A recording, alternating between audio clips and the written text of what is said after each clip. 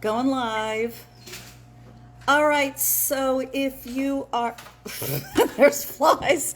All right, so we are here. I'm so sorry for the delay. We have no internet at the Masonic, so we're at Plan C right now. And so coming to you live, but if this should end at a certain point, realize that I'm also recording it, and so we'll be able to post the entire recording, I'm hoping, after the service is over. Okay, Clee, you are on. Hello. Oh, I can even wave at you. Oh, now I can play. Oh, forget about it. Okay, and David, you're here. So Clee and David, you two have won, and so you are receiving my spiritual mind treatments should you request it. Okay. All right. We'll just have to do this. Well, I'm glad you've all joined us. So I need to calm down and do a spiritual mind treatment. And I need to stop looking at how bad I look. Okay. I'm so distracted. All right. There's one mind. Okay. So this word is being spoken for each one. And if there is anyone or any place on this planet that you would like to have included, just think of their name now and know that this word is also for them. Because there is only one life. That life is God's life. That life is all good, all knowing, all intelligent. And all that it is everywhere present. So this one life, being the life of God, is a great and glorious life. And this is the life each one is giving. And so somehow, right now, each one is living the divine life, the great and glorious life. And somehow each one is now more aware of this truth. And in this expanded awareness, each one is experiencing more of this good. And so everything in each one's outer world changes into greater good, greater health, greater harmony, greater wealth, greater joy, greater love, and greater perfect right order, divine right action. So this great and glorious life also has always an urge to create more. That divine desire to create is simultaneous with the act of creation. And since this entire universe is created now and now and now, it is evidence that the divine urge to create now and now and now is always present. And it is always urging for more and more. And so this divine activity in the creating of the universe and everything in it is the life of each one. And so each one naturally and normally, through no fault of their own and no making of their own, each one is always filled with a divine urge to express more. And so each one accepts that divine urge, accepts that it's just part of the divine nature to create more using them, being them, and that this activity is natural and normal and it is ongoing, whether one is aware of it or not. And yet each one may participate, truly, fully participate in the ongoing creative activity by being aware and by choosing. So that each one is absolutely always being used by the divine creative action to have their worlds continuously created, but each one may only participate when he or she does participate. And that participation is in consciousness. It is being aware of this divine creative activity that is always at work and agreeing with it and allowing it, of cooperating with it, of listening to it, and of saying yes to it, and then consciously claiming more good, more health, more joy, whatever is within that divine life is moving up through each one now and always. and giving each one the guidance of the greater good it desires to express, just like with a tree, with a plant. There are some branches that go this way and some branches that go that way, and leaves that pop up here and there, all in a different direction, all in a unique way. This is the creative urge moving through that tree, and it is that same urge moving through each one in all different directions, so that with greater health, each one is feeling that inner guidance to experience greater health in a particular way, in a particular form, as a stronger back, as a more flexible neck, as healthier organ, as knowing clarity and peace in mind, in the nasal passages. To know something that is greater good is that branching of that divine urge coming forward through each one in a unique way. And as this greater health is being claimed by each one, because each one is feeling that inner urge for more health, and each one is claiming its particularization, each one is also feeling that urge for a greater experience of love. And so a new branch of expression of that love is also created. And that is a more harmonious relationship with this one or with that one, or new friends coming into one's life, or a whole healing of something in the past. This same urge in moving through each one is creating yet another urge for expression, for new manifestation of the infinite possibilities yet to be. And so that branch of expression is opening up new ways, new avenues for one to express this unique gift of life that each one is being given. And each one has that urge to express. So the ways and the means and the guidance and the support and the finances and the resources, the opportunities, whatever needs to be created in the outer is all created from within and expressing outward. And so each one is more aware of this activity and its ongoingness, and each one is cooperating with it, allowing it, and in greater participation, committing to it with using that gift of the conscious mind, which gift is to choose to use this gift of the conscious mind to choose that greater expression, unique way that it shall show up in his or her life. So each one is experiencing more life, more health, more wealth, more joy, more harmony and more peace, more opportunities, more wealth, that wealth including more income each month, month after month, exceeding more than what has ever been received so far. In fact, that exceeding exceeds more than $500 each month than has ever been received before. This is just another branch of that expression of life that each one is accepting wholly, completely. Each one is accepting this gift of life and all that it is, all of its consciousness, all of its spirit, all of its divinity, all of its qualities, as well as all of its mind in the thinking, conscious thoughts, all of its love in the heart, all of its expression in the flesh, in the action, so that each one is spiritually, mentally, emotionally, and physically a living, loving, walking, talking, fully committed, fully expression of this divine life, that great and glorious life that is. And so it's natural, it is normal. There is nothing woo-woo about it. There is nothing manipulative about it. There is nothing about telling God what to do. It is an agreement of what God desires to do in creating each one now.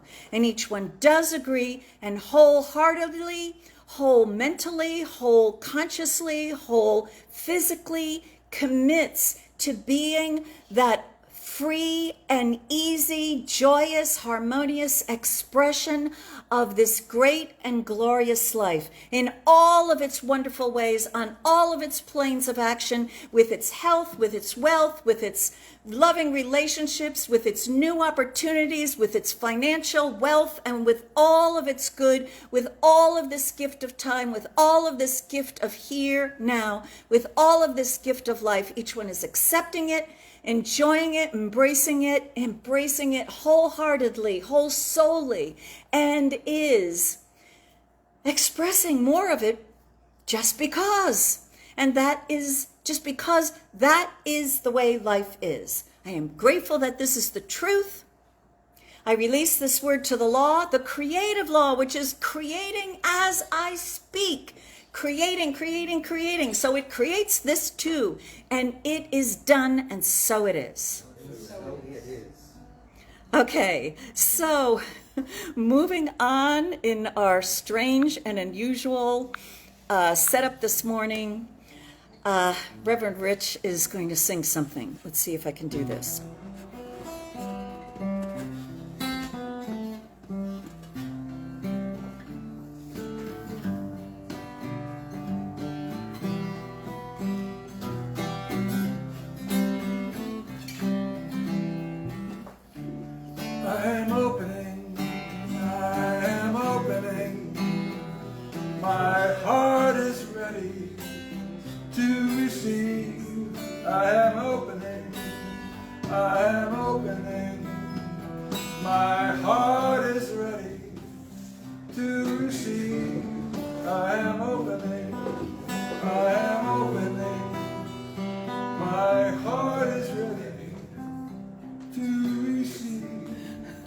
And so let's take a moment and claim what we open to this day.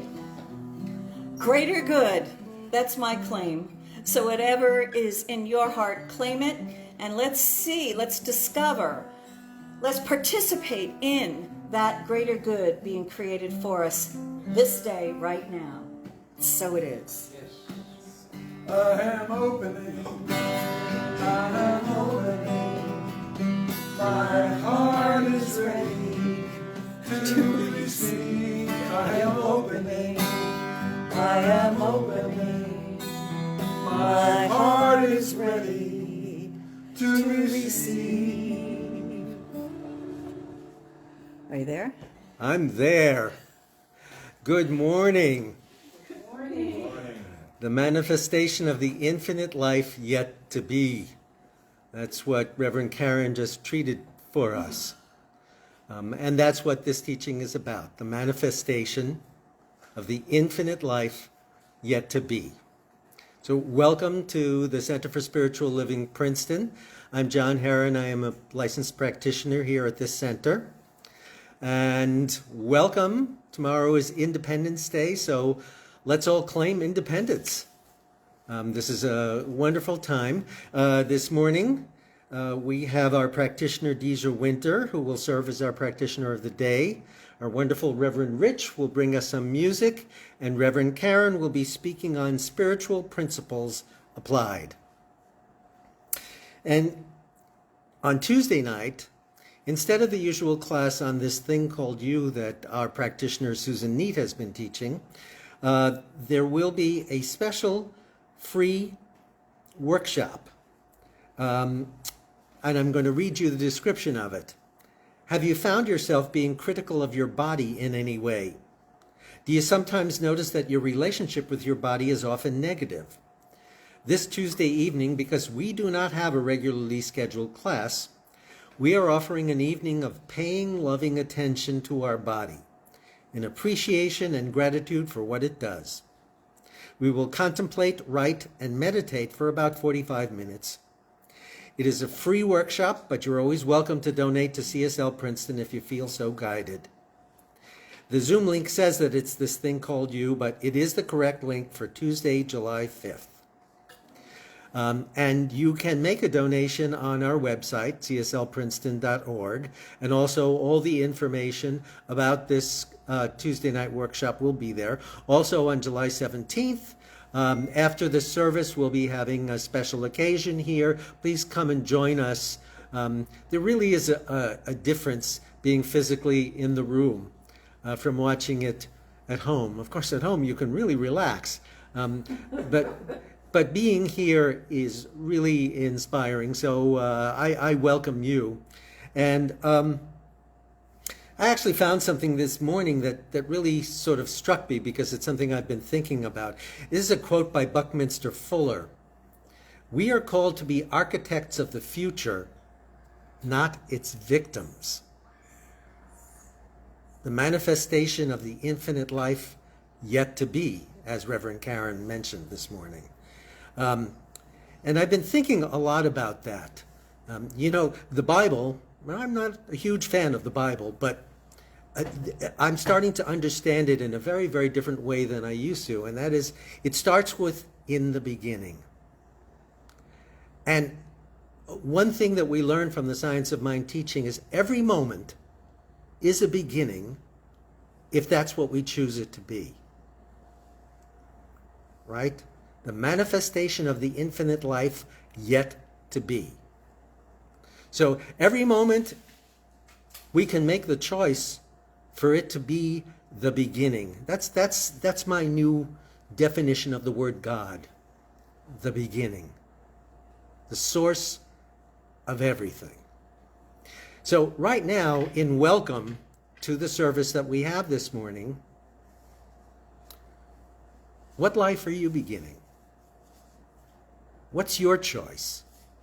If you truly knew that, as I've heard in the past, we can be pushed by the past or pulled by the future, if you truly knew that you were being pulled by the future, what future would you choose?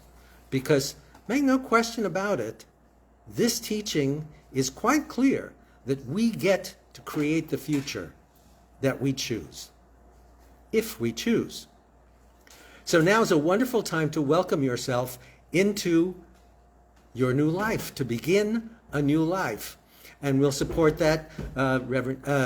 Practitioner DeeJah will support that. Reverend Karen will support that. And that's what this teaching is about. So welcome on the day before Independence Day here in the U.S. And welcome to your new life, if that's what you choose. Thank you so much. I'm sorry for all the switching around here. But I was not going to do this song because I need a music stand, and I lost the music stand. And I need the music, but I could not play this song because the name of it is Welcome to Wherever You Are.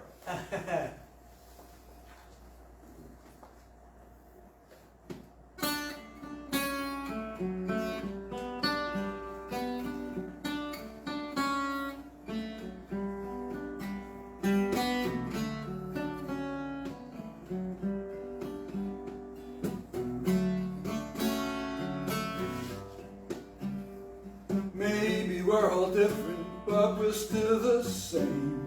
We all got the blood of Eden running through our veins. I know sometimes it's hard for you to see. You're caught between just who you are and who you want to be. You feel alone and lost and you need a friend. Remember, every new beginning is some beginning's end. Welcome wherever you are. This is your life. You made it this far. Welcome. You got to believe that right here, right now, you're exactly where you're supposed to be. Welcome to wherever you are.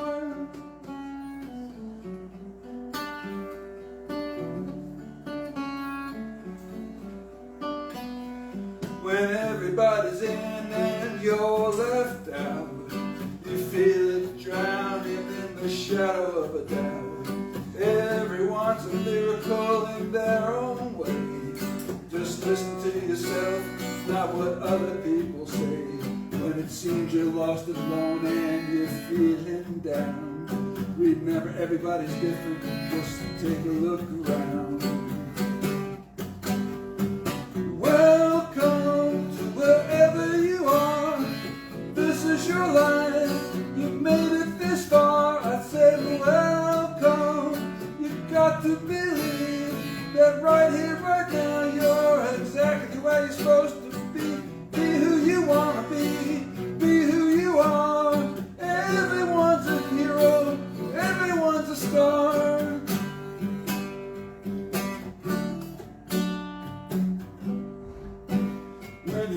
give up and your heart's about to break.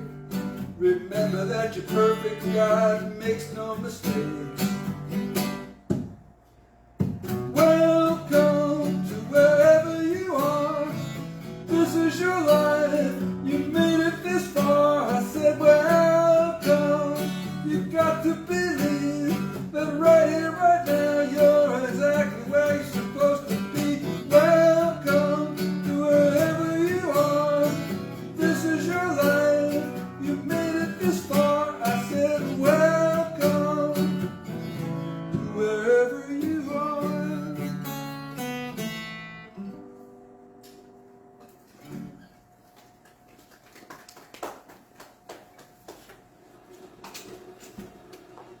Reverend Rich, we love that new one. Yeah, put that Please one in the keep book. it in the rotation. Yeah.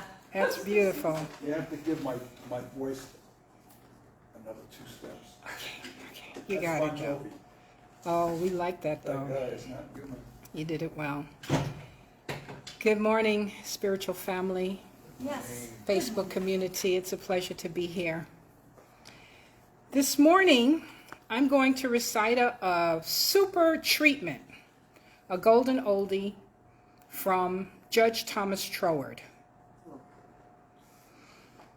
Golden oldie. Now, all practitioners study Troward, a few of his books, and they're not easy because they're in otherworldly language, English, early 1800s or late 1800s. But this treatment for somehow has superseded the language barrier. So first I'm going to recite it, and then I'm going to give an interpretation based on Fred Ford's investigations of this magnificent treatment. And the treatment goes like this. My mind is the center of divine operation. The divine operation is always for expansion and fuller expression. This means the production of something beyond what has gone before, something entirely new, not included in the past experience, though proceeding out of it by an orderly sequence of growth. Therefore, since the divine cannot change its inherent nature, it must operate in the same manner in me. Consequently, in my own special world, of which I am the center, it will move forward to produce new conditions, always in advance of any that have gone before. Judge Thomas Troward. Now, Fred Ford gives a beautiful interpretation, which I'm adopting this morning. Fred is an author of the novel, The World Premiere of Me. He's a writer, speaker, and a writing coach. And he is the creator of Our Daily Fred. So please look him up. Okay, so Troward begins by asserting that his mind and every human mind is a center of divine operation. That is a center, not the center. However, with divine operation, we are dealing with infinity. There are infinite centers of divine operation, and your mind is one of them. When you can sufficiently grasp the full import of this truth, you are on a path to free your mind of all limitations, and you will literally tap into your own divinity. The next sentence explains that the divine is always for expansion and fuller expression. In other words, the one omnipotent power of the universe at work in the center of your mind is seeking expansion in and through you. The pathway to this expansion is your creative thought, the causative agent of your universe. We are all individual points of consciousness that belong to one universal consciousness. You and I are thinking centers with unfettered access to all there is. Every idea, every potentiality, every possibility already exists, and it exists in equal proportion for you and any other individualized expression of the infinite. And we're still on the first paragraph. Further on in this sentence, Troward references something entirely new, not included in the past experience, though proceeding out of it by an orderly sequence of growth. Our past and the thoughts we have chosen have made us into who we are today. Our natural tendency is growth. To create anything, a book, a song, a speech, a banquet. We're all leveraging past experiences with an intention to give birth to something greater, something that has no precedent in our lives. That, after all, is our primary purpose in this life, to give birth to the best within. The most sure and ready method to achieve this purpose is to allow the divine mind to express in and through our work.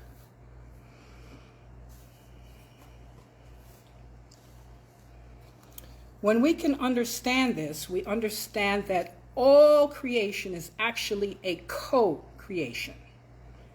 When co-creating with the divine, there is absolutely no limitation. In the second paragraph of this excerpt, Troward emphasizes the unchanging nature of the divine and the fact that it must operate in the same in all of us. It does not play favorites. It responds to your predominant thought, whether you're wishing for a loaf of bread or the entire supermarket. It will not criticize you for thinking small thought. Nevertheless, if you dare to go big and work in harmony with this one creative power of the universe, your creativity expands accordingly. In your special world in which you are the center, no one else can think for you. Your thought creates your reality, for better or for worse. I love you, Facebook. I see those hearts. Thank you. When you flip a light switch on, it goes on even though you have no concept of the laws of electricity. Similarly, and on a much grander, more magnificent scale, the one power of the universe moves into and through your mind in an orderly sequence of growth to create the unprecedented, even if we cannot fathom how it works. We need only to engage this infinite power, trust its omnipotence, and suspend disbelief, thereby transcending our own ignorance and permit the powerful access. This will require you to get out of your routine, suspend all mental slothfulness, and get uncomfortable. And that is right where you want to be, just outside of your comfort zone, producing something entirely new in your unique life experience. That's why we love clarity in this center. As a thinking center, a center of divine operation, you need to express and think as your unique self, your higher self, and with clarity. The divine cannot operate effectively with a cross-current of conflicting ideas, perpetually reoccurring judgments, prejudices, and limiting paradigms. In the end, your ability to raise the level of your thoughts to allow this creative power to express more fully and work the magic in and through you depends upon action. Use the power or don't. Create or disintegrate. As a unique center of divine operation, your calling is to be the one and only magnificent you.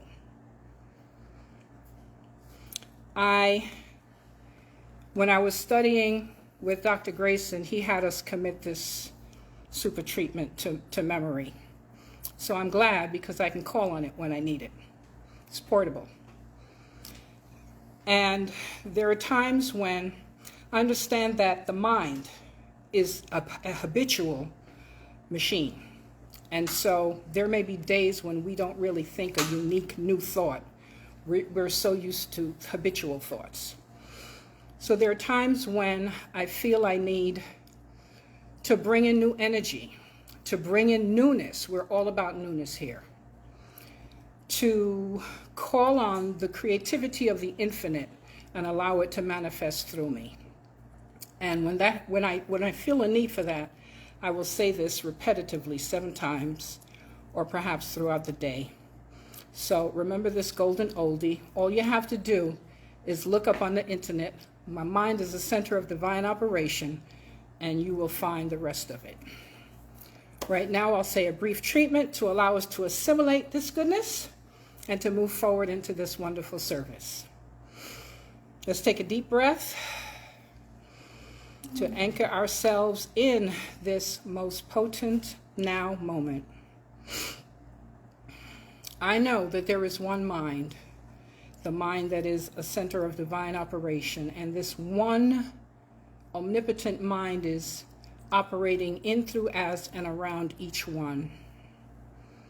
And because this is so, each one has access to the infinite and allows the infinite spirit to move through him, her, or themselves, to move through each one's environment, to move through each one's lives, and bring in this new and magnificent energy, this divine creativity, to allow each one to create the new, the greater, the better experience in their lives, filled with no limitations, filled with the all good of God. Each one accepts this truth and allows it to be so. I release this word into God's loving law. I know it is already done. And together we say, and so it is. Reverend Rich. Once again, this song was chosen for me.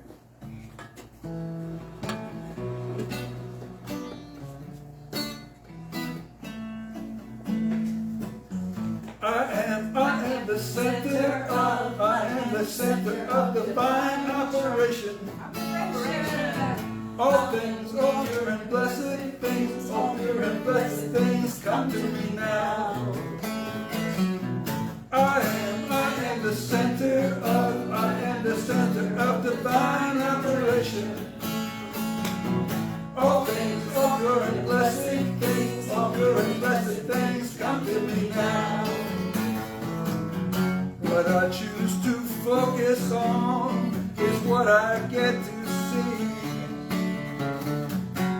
Every thought I'm sending out comes flying back to me. By seeking peace and seeing love already here and now, I activate and celebrate that wondrous working power. That power tells me I am the center of divine operation. All things, all pure and blessed things, all pure and blessed things come to me now. I speak my word and claim my good is here throughout my day. I keep the faith and let the light of Spirit lead my way. That limitless creative law is working now for me. It's breathing life into my thoughts, for it's done as I believe. What do I believe? And I believe that I am the center of divine operation. All things, all pure and blessed things, all pure and blessed things come to me now. I am the center of divine operation. All things, all pure and blessed things, all pure and blessed things come to me now.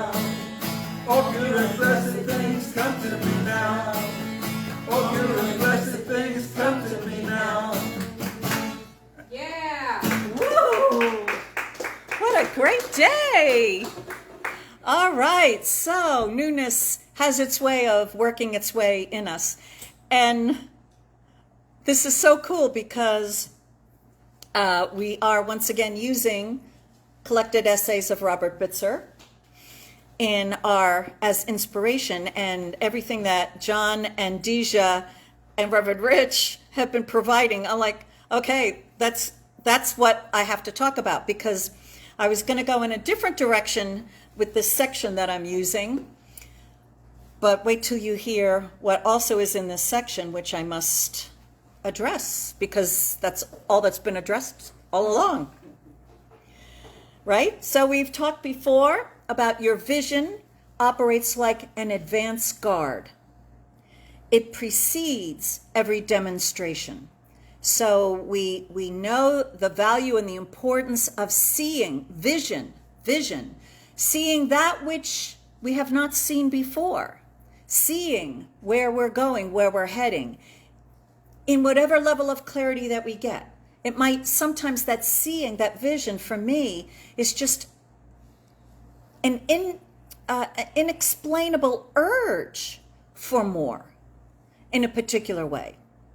So it's not just like being able to have a cognitive idea of a concept that you're going for, because that divine urge within us is an urge.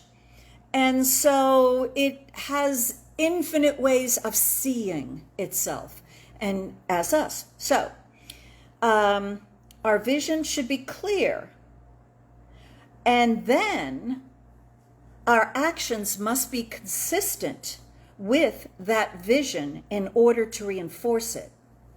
Your thinking, feeling, and actions move up to where your vision is.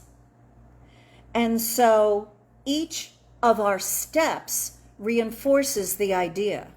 So if we have what I experience is like an urge for more, and I take steps toward that moreness, as I'm guided, it seems to be serendipity that moves me this way or moves me that way. And what we want to realize is, as we take that action with what does come to us, the vision gets clearer.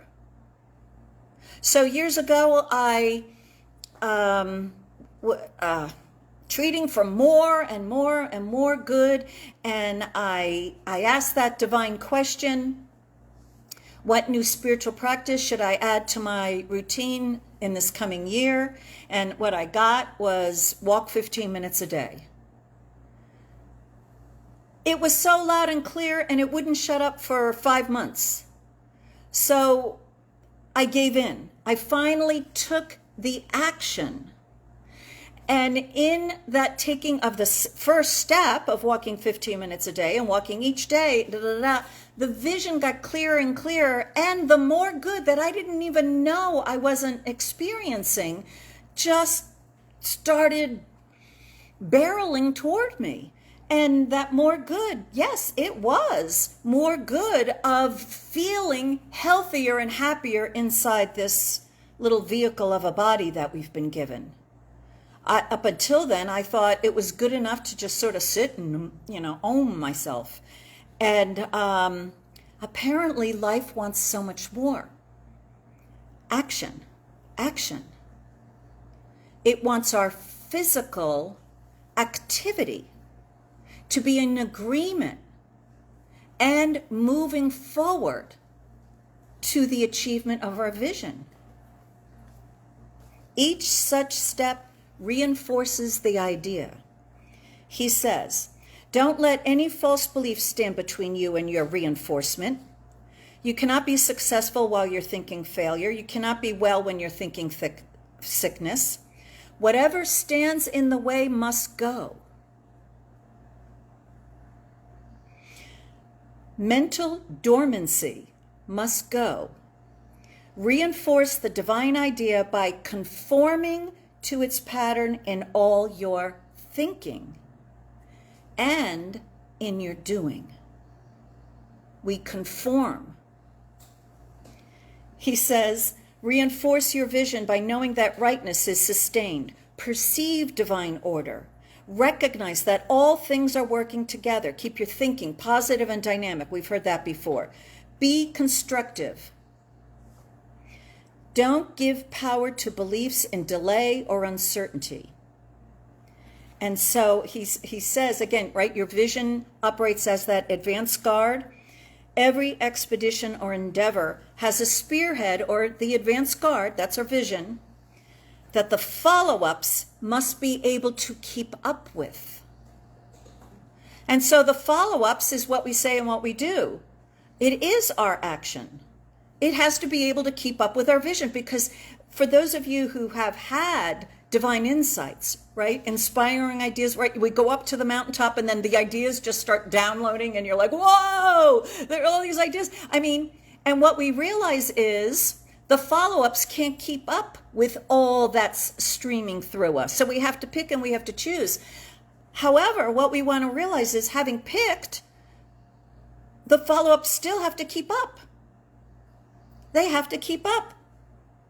He says progress is measured by the actual working body, not by the spearhead.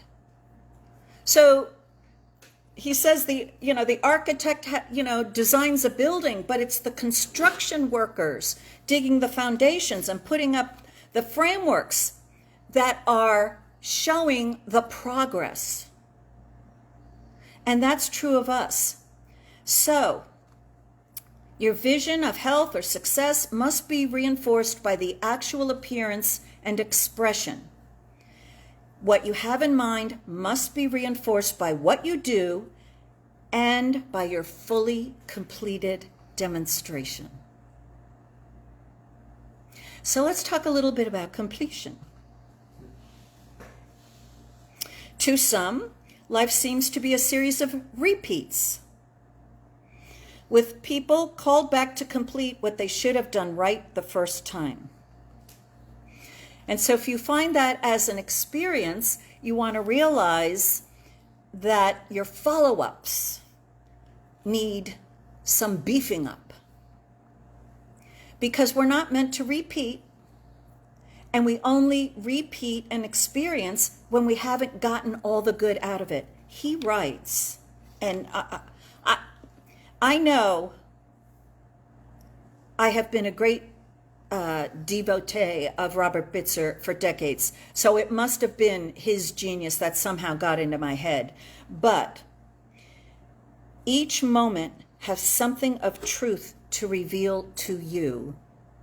Is something that I thought I just stumbled on, but it's so true.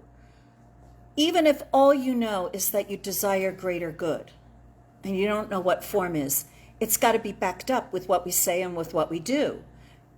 And so in this moment right now, there is something more of greater good that you can think, that you can choose, that you can do. Even right now, as you're listening to me, there is something within you that could show you the greater good that you could receive in this moment. It might be a greater demand. It might be a greater attention. It might be listen to what's going on. It might be a greater participation. It might require you to change your position in your chair. But on all those levels, we need to be participating in that, our vision. In other words, everything that our body can do and we can think and we can feel is all a part of the package and is important. It is a step. I know when I play this one little game that it's one of those brain games that improves your concentration. And so I can just play it and get an average score, but then I can gird myself and pay attention. Now this time I'm really going to pay attention and play it with all my thought, all my concentration, and I do better than when I just la-di-da do it. So you know the difference when you are fully present, fully paying attention, and fully aware of yourself, fully aware of all that's going on, and you know when you're half present You know when you're doing this and you're doing that. You know when your heart's not in it. Now, what he says is this. The law of growth requires a confrontation with your experience at the present moment. And that's every moment. Evasion, whether it be self or otherwise, is one of the greatest obstructions. Evasion is another way of saying you're just not fully paying attention. Right? But equally, delay is emotional indignation over failure or inability to rise above a condition. It may seem much simpler to get mad or angry than to eliminate the cause of the negative experience. But each moment has something of truth to reveal to you. Well, what is it revealing? It's revealing the beliefs that we have that are acting as obstructions.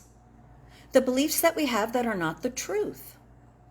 So as I've been treating each day for the increase in our income, right? $500 increase, and I've got my amount, and I'm treating every day, it's not the same treatment every day, because every day I'm different, and every time I do the treatment, I become aware of a different false belief, a different obstruction. And then I counted up my money that I received for June, and it was less than May. Anybody else have that experience? I'm like, what the heck is that about? I've been trading for, 2 weeks, increase, and I actually received less. Although I have shared these avenues have opened up, but the money hasn't flowed through those avenues yet. And so I could sense a part of me react with, well, everybody gets their good except me. An old pattern of belief that I have had in the past. And Robert Bitzer's like, no, there's something of truth to be learned in my not having the increase that I've been treating for. In this moment, there's something to be known. And when we are seeing ourselves as creating our future, we pay attention to the obstruction. If I used to go hiking up mountains, and thank goodness there was a path, and you followed the path. Because it was strenuous, every step was important. So you were very conscious and very present with each place you put your step, because you didn't want to make any more steps than you had to. And you didn't want to step on a stone and slip back. And you didn't want to trip over a root. And you were aware of yourself the whole time. If you needed to take water, if you needed to have a little break, and you were even looking up ahead to see, is there a shorter way? Or is the shorter way actually more difficult? It's a higher incline. Fully paying attention. But we are gifted with the potential of living our whole lives like that. Are we paying full attention to what we are doing now? And are we fully aware that what we are doing now is a step to our greater good? I personally think, and not you, I think many people, including me, just throw steps away. It's just extra steps. No purpose to it. And I rationalize it. Well, I'm tired. Well, how much can you do? You can't think go, go, go, go all the time. Well, that's not what is required. Paying attention to the truth all the time is not that difficult. Being aware all the time is not that much energy. Being aware, the more that steps that you take in full awareness, the more steps you can take in full awareness. And so we begin where we are. He says, mentally, you must complete all that goes with your present situation. In other words, I don't know, was it your song or what somebody said? We are where we are because of all that we have been by right of consciousness, because we're supposed to be here, because we belong here. But we are where we are because there is truth to be revealed to us, and where we are is the only place where we can receive that truth. That's what we need to realize. That every moment there's more God truth to know, more love to know, any quality of the divine you want, every single moment. And so when you live your life looking for the greater good, it's like looking for Waldo. It's like looking for God. Don't get too distracted. I think it's a good thing to look for the good in a situation. But what's more valuable is to look for the divine truth in every situation, because the truth sets us free. And so you might be up against an obstruction. You might, like me, have had the experience of less money than what you're treating for, than what you had the month before. It's not that the less money condition, that there's good in that. It's that because that showed up, and only because that showed up when it did, and where I am, I can now hear the greater truth. And so what is it? And as I confronted, you all heard it, well, all the good that there is for everyone else is also there for you too.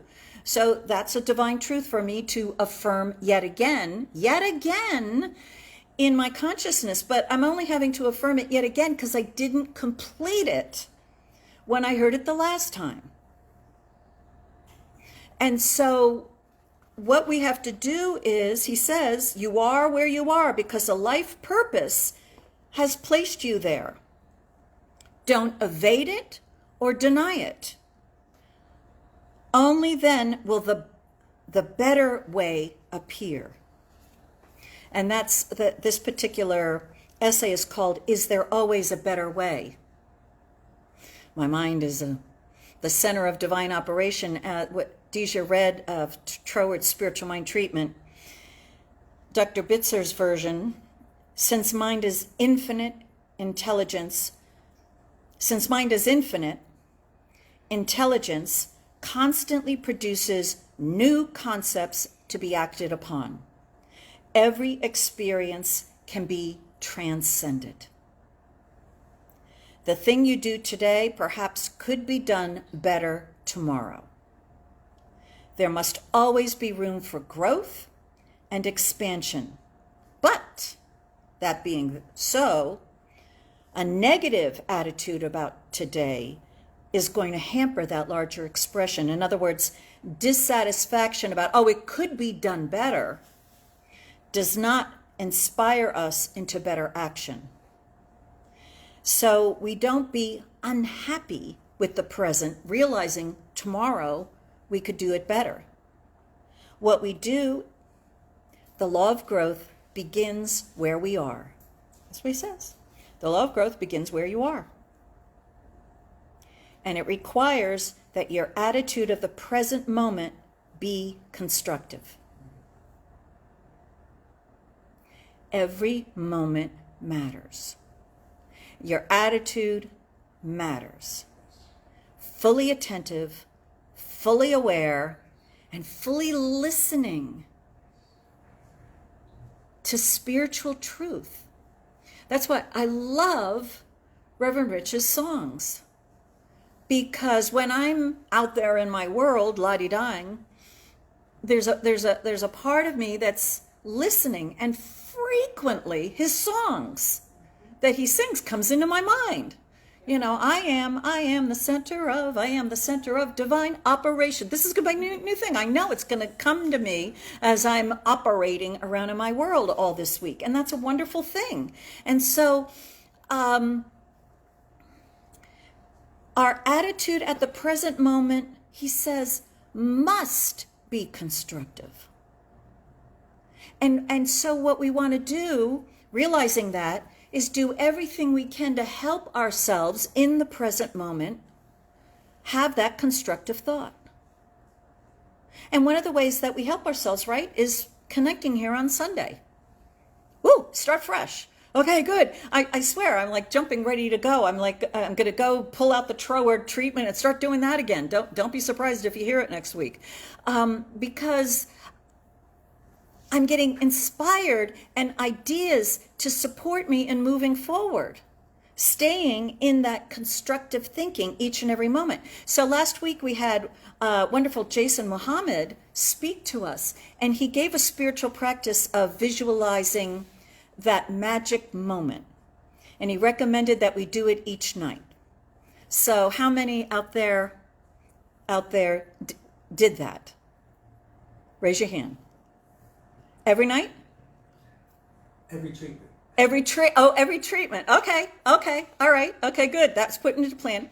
So I'll share out there. Oh, I've got some hearts and waves. Thank yous, whatever going on. That's good. Thank you so much. We may be on cell phone, Facebook from now on. Look at all that feedback that we get.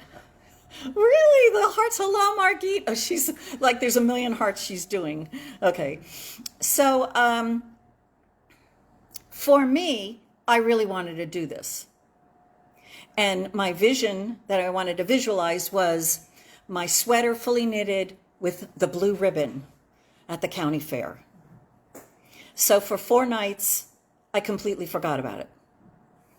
And I woke up like sometime during the day, I'm like, oh yeah, that's right, I was going to do that. So after several nights of forgetting, I thought about it, and I thought, I need to do something to remind me. And I thought, well, all you have to do, Karen, is put an object on your pillow. Put an object on your pillow, and when you go upstairs to go to bed, you're going to see this object on your pillow. It doesn't belong there. It will remind you. So then I had to remember to put an object on my pillow, so that took another day.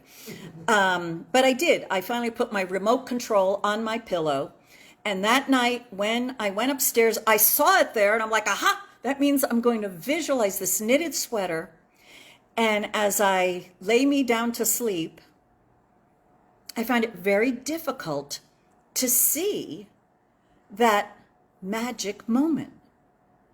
I decided that what I would see is the finished sweater with a blue ribbon next to it. And I saw it, in the stalls there at the fair, because when you go to look at it, they've got a fencing so you can't steal the work, whatever. But you can see through it, and you can see, your little handiwork, and you can see what kind of ribbon you got, or honorable mention. And so that's what I wanted to visualize. But I realized the problem is, I can't see the sweater done.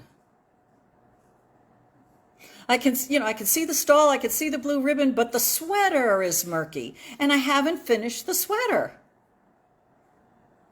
And it could have been finished. It could have been finished this past week. It could have been finished a month ago. It could have been finished back when I was in the class.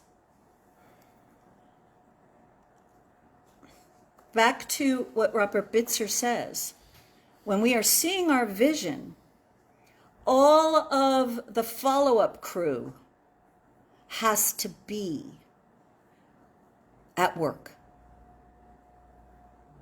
And so the little knitting hands and arms of me never sat down and did it to finish it. We have no choice. I think when we get into this spiritual teaching, if we do have hesitancy, if we do have fears of moving forward, and I mean, who doesn't? But it's very possible that we could just focus so much on the spiritual, and we might delude ourselves into thinking, well, all I have to do is know the spiritual truth. I don't have to do anything with myself to get there. When I know the spiritual truth, the truth will set me free. And yes, it is spiritually possible to know the truth and be lifted up and gently placed. But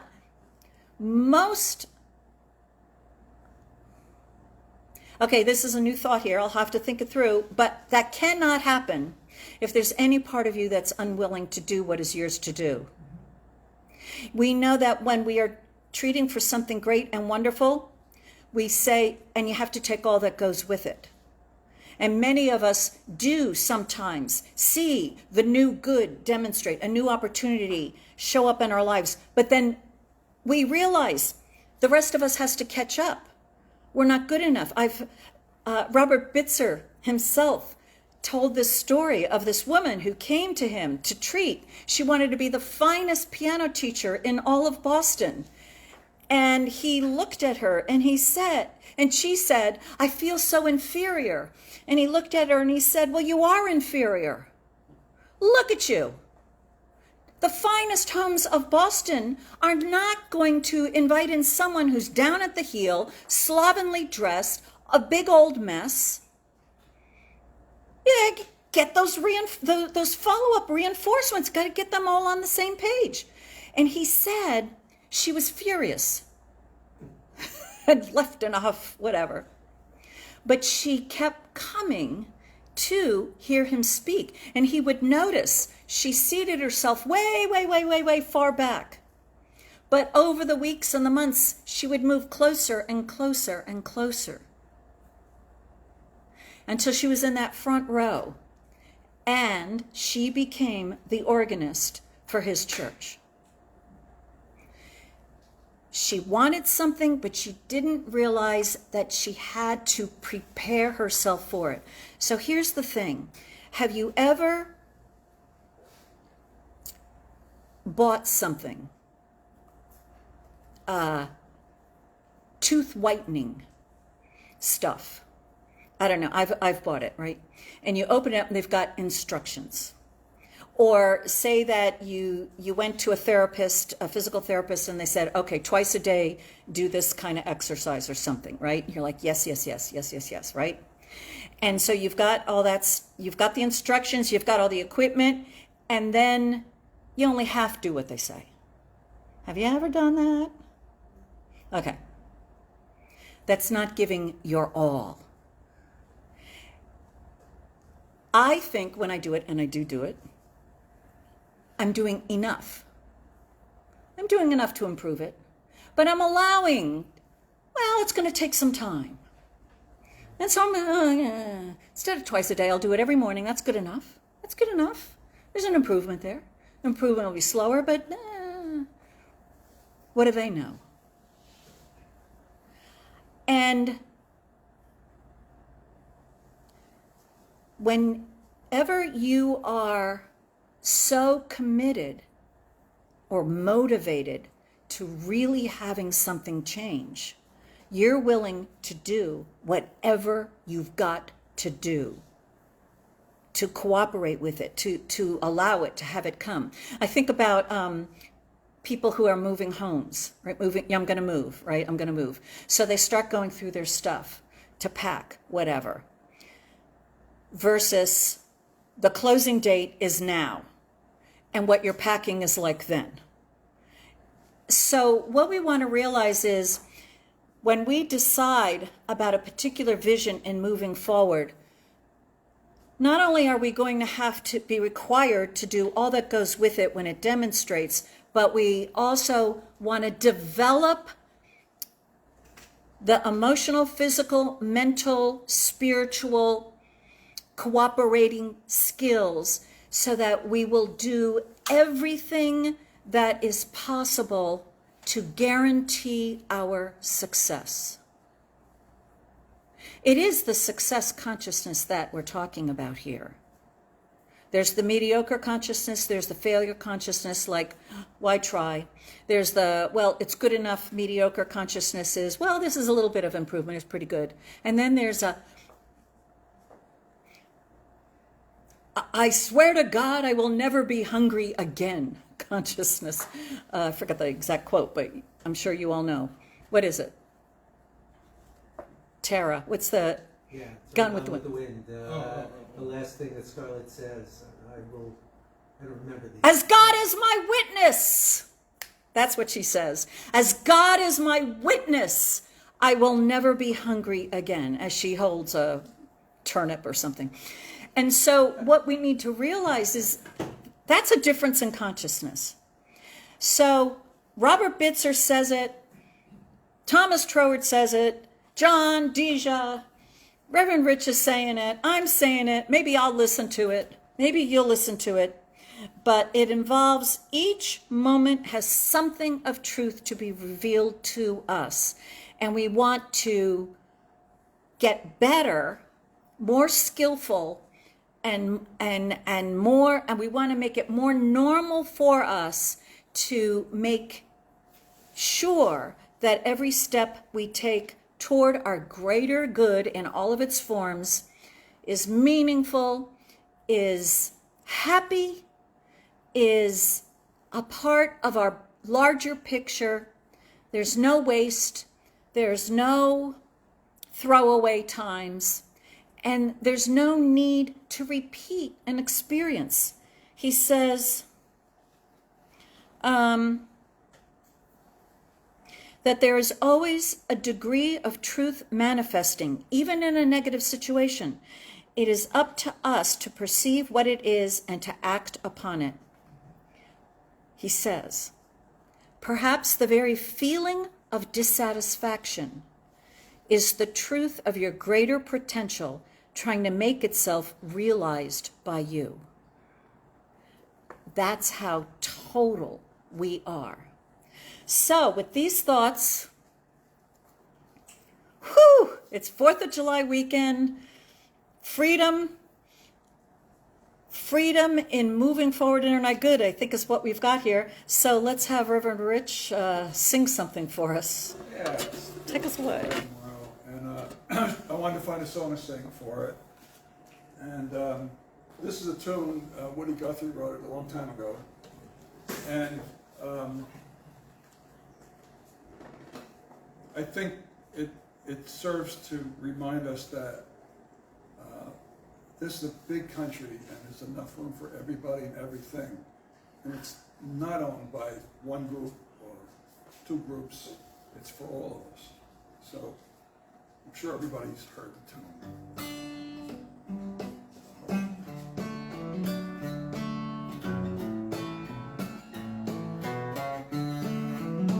This land is your land, this land is my land, from California to New York Island, from the redwood forest to the Gulf Stream water.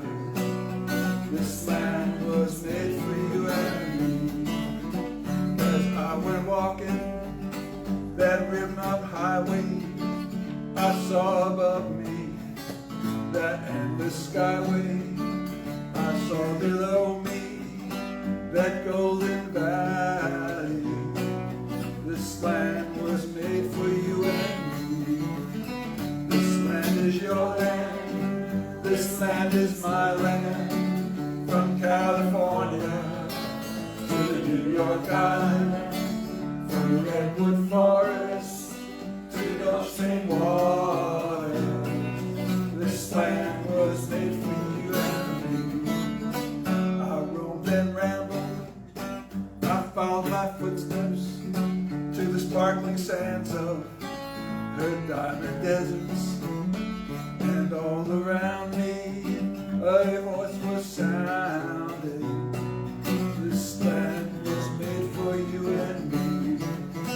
This land is your land, this land is my land, from California to New York Island, from the redwood forest to the Gulf Stream water.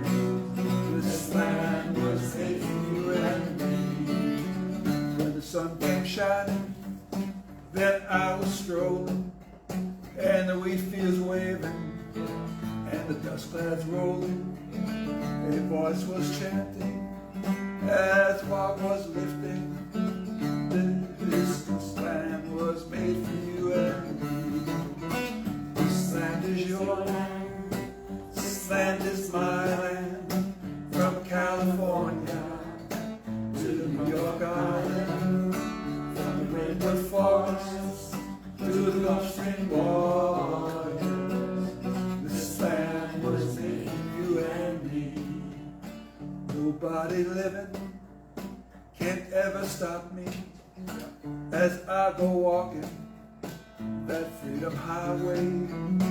Nobody living can't ever make me turn back. This land was made for you and me. This land is your land. This land is my land. From California to the New York Island, from the redwood forests to the Gulf Stream waters. This land was made for you and me. Yes, yes, yes, yes. All right. Wow, what a day we had. I'm ready to go off and start anew, right? So let's have a treatment to help us with this. So this word is being spoken for each one. This life, divine, is always expressing itself in greater and more wonderful ways. And that's natural and normal and is happening right now, in, through, as, and all around each one. Each one is going forth more motivated, more aware, more committed, and with a greater vision.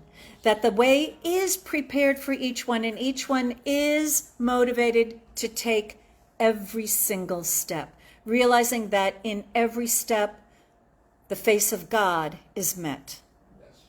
With every step, the hand of God supports. With every new experience, more of the wonder of God is revealed. And that each one is on their path, each one is on their way, each one is always moving from an awareness of God to a greater awareness of God, from an awareness of truth to a greater awareness of truth, and from an experience of goodness into a greater experience of goodness. This is natural. It is as natural as the tree forming a new leaf. This is natural and normal to each one. Each one knows how to walk, and each one takes the step, each step of walking in full awareness and in full harmony and peace, and lifted up by grace and joy and awe. This is the truth. I'm grateful this is the truth. I let it go, and so it is. And so it begins. Yes.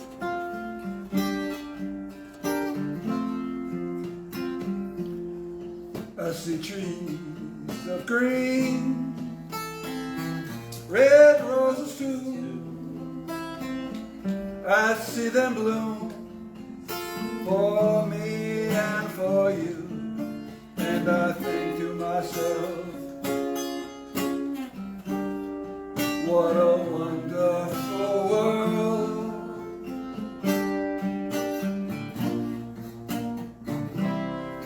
I see skies of blue and clouds of white, the bright blessed day, the dark sacred night, and I think to myself, what a wonderful world.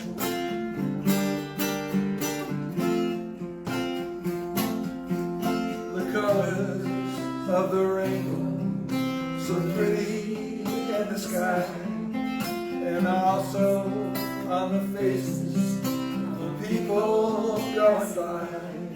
I see friends shaking hands, saying, how do you do?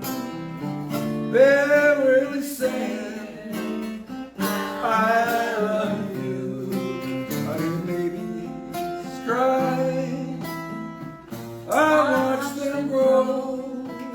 They'll learn much more more than I ever know. And I think to myself,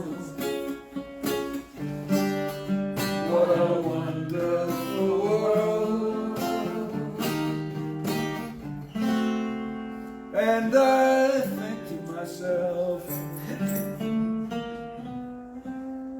what a wonderful world.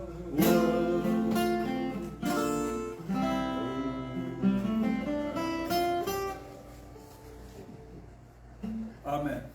Amen. Amen. Hallelujah. All right, that concludes our service. Thank you all for being here. Hello, Jean, Margit, Kathy. Hello. There it is. Robert was there. I'm looking. Raymond Anderson. Hello. Fred Smith.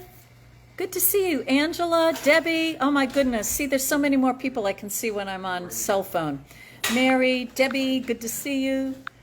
Scott, it says you're watching too. He's also here. Hello, David. Goodbye, everybody. Okay. All right. Oh, my goodness. All right. That's a lot of fun. All right. We'll see you next week.